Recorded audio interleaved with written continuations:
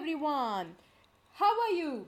So today we are going to look at one of the most commonly repeated question types. I must say that every IELTS exam contains this question. That is true or false or not given. Yes, we have been getting numerous requests on our website and our YouTube channel worldofenglishexams.com to make a video on this question type, that is true or false or not given. And yes, today we are going to look at this question type. We are going to get a strategy that is going to help you to answer these questions correctly. So what are you waiting for? Let's start today's session by understanding the differences between academic reading and the general reading. But don't forget to give this video a huge thumbs up if you like it, and do share it with all your friends, and don't forget to subscribe to our channel World of English Exams and ring the bell icon so that all the latest updates will be notified to you as and when we post a new video. So let's start. Yes, so as you can see on the screen, these are the basic differences and similarities between the academic reading and the general reading. Both the tests contain 3 sections and a total of 40 questions need to be answered within a span of 1 hour or 60 minutes. The only difference is that the number of texts that the academic students will be reading is 3. Whereas the general training students are supposed to be reading 5 texts, which are relatively shorter, and the language used in the general reading will be more natural, everyday conversations. Whereas for academic, as the name suggests, the texts are focused on academic stuff. So now let's understand what are the various question types that you can see on the IELTS reading module, and then we'll move on to understanding some of the important strategies and tips that are required for true or false or not given. So as you can clearly see on the screen, there are multiple question types. The first thing is true or false or not given. That is the primary focus in this video. And you do have many other question types like the yes or no or not given. Then there is short answer questions, multiple choice, matching. Then onto the right you can see many question types like note completion, flow chart, diagram, summary, table. All these are subtypes of fill in the blanks, guys. So where else can you find the videos for all these other than on www.worldofenglishexams.com? So immediately check them out. Now, having understood all these question types, we are now going to focus on some of the important tips that are required for getting the true, false or not given right. So the first important tip is read the instructions very carefully, else what's going to happen is sometimes instead of true or false or not given, students mark the answer as yes or no or not given. My God, that's a very costly mistake, guys. You need to read the instructions and understand if the question is a true or false or not given, or whether it's asking you for a yes or no or not given answer. So please read the instructions quite carefully, and then you're going to mark the keywords correctly. Here comes the confusion. Ma'am, you're telling that you need to mark the keywords, but what exactly are the keywords? Oh yes, I'm going to talk about them now. You're going to understand what are keywords. So the meaning of a keyword is an important word that may signify the core meaning of the question. And what exactly are the keywords? Yes. As you can see on the screen, there are 6 important words that you need to be marking if at all you see them in the question. These are known as the keywords. Okay, so the first one is nouns. Yes, nouns are very important as they constitute 80 to 90% of the test, guys. So if you are able to mark the keywords and find the keywords right, especially nouns, you are going to land into the right answers. Then we have verbs. Please understand that action words or verbs can be given as synonyms. Synonyms are a different word, but that signify the same meaning as the word that is seen in the question or in the passage for that matter. Then we have adjectives, which are describing words that show the nature of nouns. So nouns, verbs and adjectives together are known as the core keywords or the central keywords that give us the main idea. However, we have three other keywords that may change the answer. So please pay attention to articles which are a, an and the. So very useful to predict the right answer. Even in the case of fill in the blanks also the same strategy follows, guys. Then we have prepositions, which are position words that indicate the positions or location of nouns. Then last but not the least are modifying words or altering words that are adverbs. Very important keywords, guys, especially for true or false or not given. These are proving to be very useful. So let's see what is true, false, not given as such, and what is a sequential approach to solve these questions right. I'm going to show you a 5-step strategy that you're going to follow for true, false and not given. So what's that? Oh yes, as you can see, the screen is quite colorful. So the first step in the sequential approach is to read the question and grab the meaning. Then we are going to mark the keywords. A quick revision. What are keywords? Nouns, verbs, adjectives, adverbs, articles and prepositions. So if at all you see the keywords, we are going to immediately highlight them. Then comes the key step, phrasing the question. Guys, it is very simple to phrase the question, but this one step ensures that you're understanding the question properly, and this will help you to get the right answer. So what exactly is a phrase? A phrase is a group of words. So what are we going to do is, we are going to divide the given statement into phrases, and then we are going to match the meaning of the phrase. Guys, at this point of time, let me alert you that true or false or not given is not matching the keywords. Please do not match the keywords, guys. You're going to look out for the meaning of the sentence. So the meaning of the sentence should coincide with the meaning of the question, and only then you're going to mark it as true. If the statement given and the passage shows contradictory information or opposite information, then you're going to mark the answer as false. And if you do not find any relevant information pertaining to the given question, then it is not given. Now, I'm going to tell you an important point, guys. Sometimes in the question, you can find a certain information which is half present in the passage. For example, let's say that the given statement is coinciding with the passage. However, some of the important information is missing. So students often mark it as true because they are able to see some information. However, the answer here is not given. So please make a mental note that half information are not given. I repeat, half informations are not given. Understanding this one point will help you immensely to get the right answer, guys. Especially if you're facing a problem in identifying what is true, what is false and what is not given. Especially between false and not given. So this strategy is going to help you. Then the fourth step is read the text very carefully, and the last step is to confirm the answer. So we are going to look at a passage, and I am going to take you through step by step in identification of true, false and not given. Not only that, I am also going to give you a passage for you to practice right now. So if you get the knowledge right, if you understand the procedure right, and if you practice there and then, who can stop you from getting a 9 on the IELTS reading test, right? So let's get started with the practice. Yes, and of course, practice makes perfect. It's not only a man or a woman, but practice makes everyone perfect. Now let's get started to understanding how to get these questions right. I'm quite excited.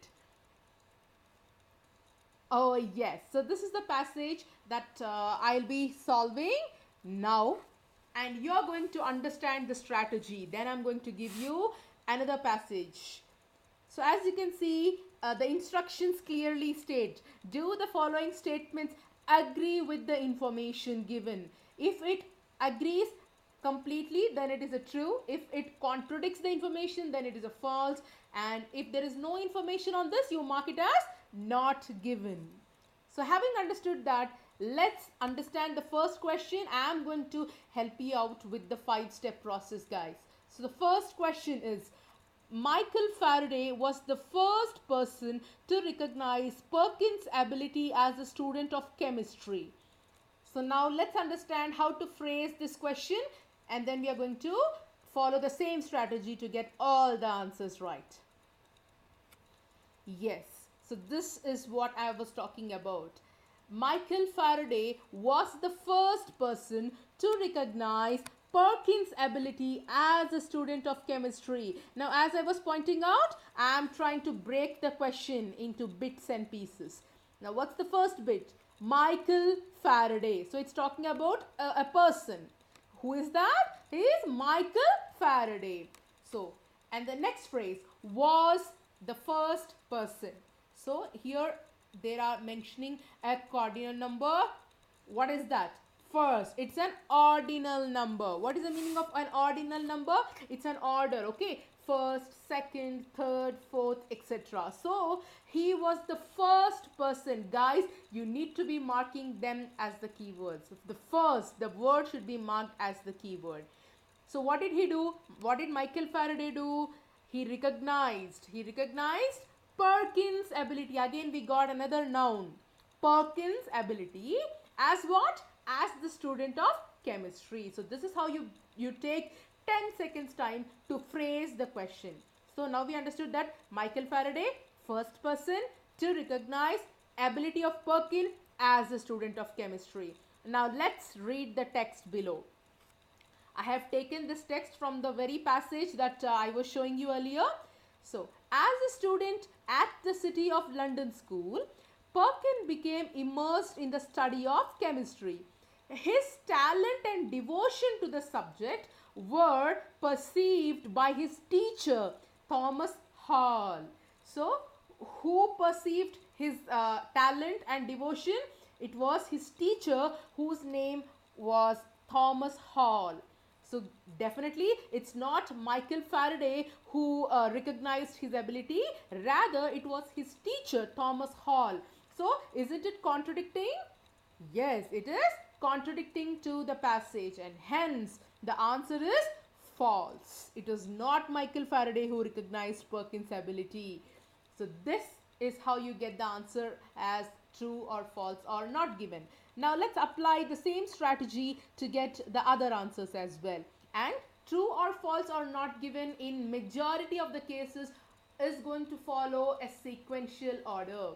So you don't need to go back to the start of the passage all the time. Okay, so you can continue from the next statement. Now let's get started. Okay, so we have got the first answer as false. Then let's look at the second question. Michael Faraday, again we got a noun. Michael Faraday suggested Perkins. What did he do? He suggested Perkins should enroll in the Royal College of Chemistry. So, in other words, what is the question telling, guys? Michael Faraday is the person who advised Perkins that he should enroll himself in the Royal College of Chemistry, and Royal College of Chemistry is a noun again, so we need to mark it as the keyword. Now let's read the passage from the second paragraph, because as you can see we have already got the first answer from the third line of the second paragraph. His talent and devotion to the subject were perceived by his teacher, who encouraged him to attend a series of lectures given by an eminent scientist, Michael Faraday, at the Royal Institution. Those speeches fired the young scientist's enthusiasm further, and he later went to attend the Royal College of Chemistry. So, is it mentioned that Michael Faraday suggested Perkins? No. After listening to his speeches, the Perkins, got the interest to enroll himself at the Royal College of Chemistry. So, here the information about this is completely missing. So what's the answer, guys? The answer is not given. So have you understood how to differentiate between false and not given? False is you have the entire information, but it is given in the opposite way. But here there is no information as per who suggested Perkin to enroll. Rather, it's given that the enthusiasm of Perkin drove him to get enrolled in the Royal College of Chemistry. So the answer is not given. Next one. Perkin employed August Wilhelm Hoffman as his assistant. So Perkin and Hoffman are the keywords here. So who appointed whom? Perkin employed Hoffman as his assistant. Now let's continue reading from where we stopped for the previous question. So now let's start reading from the third paragraph. At the time of Perkin's enrollment, the Royal College of Chemistry was headed by the noted German scientist Hoffman. So already by the time Perkin enrolled in the course, Hoffman was a noted, a leading German chemist at the institute. So clearly this statement is telling that Hoffman did not employ Perkin, neither Perkin employed Hoffman at this moment. Now let's continue reading from where we stopped. Perkin's scientific gifts soon caught Hoffman's attention, and within 2 years he became Hoffman's youngest assistant. So here it is showing that Perkin is the assistant of Hoffman. Hoffman is not the assistant of Perkin. So this is contradicting what is given in the passage. Are you able to understand it, guys? So what's the answer? The answer is false. It's not given. It is clearly given, but in the reverse order. So the answer is false. Now let's understand the next question. Okay, so let's read the fourth question. Perkin was still young when he made the discovery that made him rich and famous. Now here, how do we phrase the question? Perkin, that is the first phrase, was still young in his youth when he made the discovery, when he discovered something that made him not only rich but also famous. He shot to fame with the discovery that he made while he was still young. So that is the meaning of the question. Now let's read it. I'm reading from the fourth paragraph. The third paragraph from where we have discontinued. Not long after that, which indicates that the second paragraph end, the last statement is telling that he has succeeded in entering in 1853 at the age of 15. So at the age of 15 he entered the college, and in the subsequent paragraph, as we have clearly read it, after 2 years he became Hoffman's youngest assistant. So at the age of 17 he became the assistant of Hoffman, and not long after that is quite immediately, within a few years, Perkin made the scientific breakthrough. Breakthrough is nothing but a synonym for a discovery that would bring him both fame and fortune. Fame and fortune. Fortune is being rich, and fame obviously is the synonym for famous. So not long after that indicates, yes, still he was young when he made the breakthrough, scientific breakthrough. So what's the answer? True is the answer. So did you get it, guys? Next one. The trees from which quinine is derived grow only in South America. So here, the trees is the first phrase, from which quinine is the name, so we need to mark it as a keyword. So the quinine is derived from some trees which grow only here. Only is an adverb, guys. You need to mark it as a keyword. So only in South America, which means that they're confined only to the South American continent. So they don't grow anywhere else. So let's look out for our first keyword, that is quinine. At the time, quinine was the only viable medical treatment for malaria. So it's a drug that could cure malaria.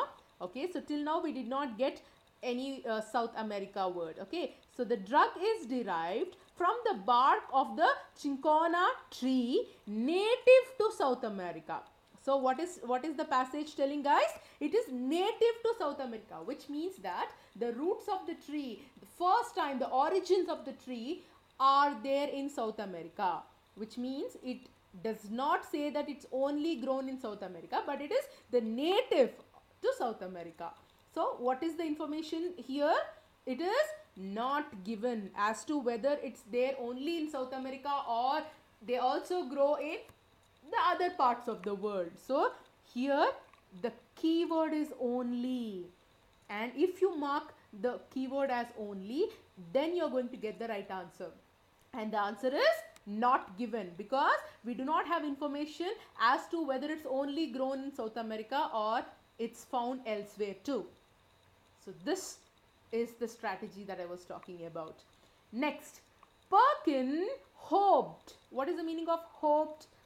Maybe he wanted, he thought to manufacture a drug from a coal tar waste product. So, taking the coal tar waste product, he hoped to manufacture a drug. Okay, so here what are the keywords? Of course, Perkin, then drug, then coal tar waste product. So, let's go ahead and find that. And by 1856, the demand for the drug was surpassing the available supply. Thus, when Hoffman made some passing comments about the desirability of a synthetic substitute for quinine, it was unsurprising that his star pupil, what is the meaning of pupil? Student. And who was the star student? Yes, none other than William Henry Perkin. So his star pupil was moved to take up the challenge. So as desired by Hoffman, Perkin also hoped to manufacture a drug, a synthetic substitute for quinine. But till now, did we get the word called coal tar waste product? Let's read further. During his vacation in 1856, Perkin spent his time in the laboratory on the top floor of his family house. He was attempting to manufacture, guys, we have got the keyword manufacture, okay, quinine, which is a drug, from aniline, an inexpensive and readily available coal tar waste product. So what is the name given to the coal tar waste product? It is aniline. So yes, isn't all the phrase matching, guys? Perkin, he hoped to manufacture a drug which is quinine from coal tar waste product, which is aniline.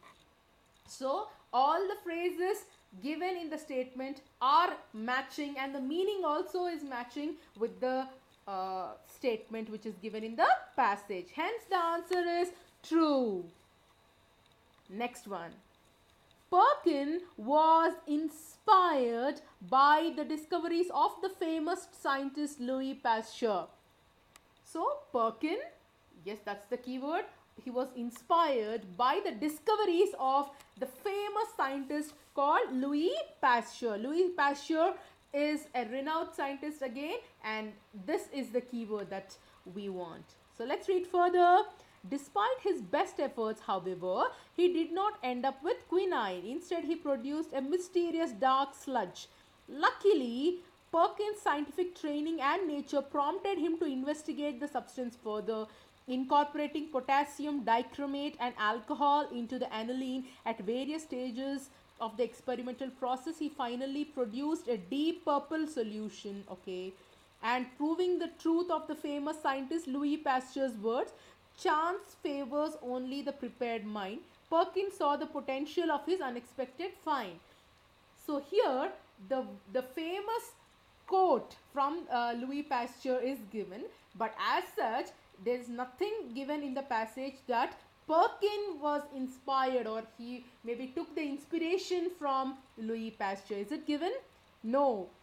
Instead, it only shows that the worth of Louis Pasteur's words, that is, chance favors only the prepared mind, is proved by Henry Perkin. But nowhere it's given that Perkin got influenced by the words of Louis Pasteur. So what's the answer? Yes. So the answer is not given. So this is how you get the answers, guys. Have you seen how easy and simple it is once you understand the strategy? Now let's check the answers. And as we can see, the answers are right. And this passage is an extract from Cambridge 9. So now, having understood this, are you all waiting to practice one more passage for true, false and not given? Yes, then I'm going to give you another passage and let's see how effectively you get the answers for this. Yes, so here is your passage and 3 questions following this. So I'll give you, maybe it's the first time, right? So let me give you 5 minutes to practice these 3 questions. And your time starts now.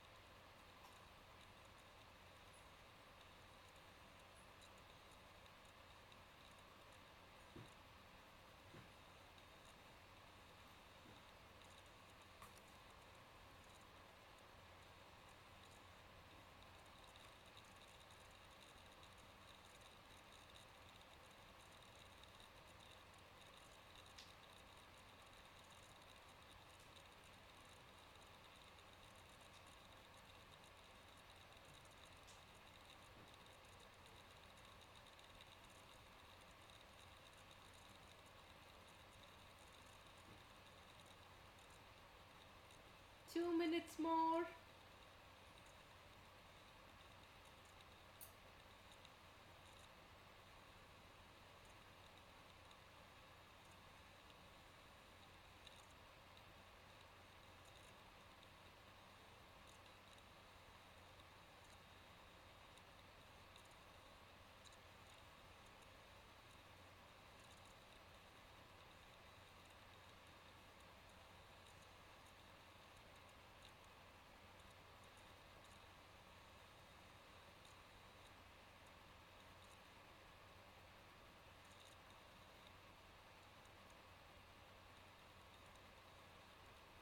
So yes, have you got the answers?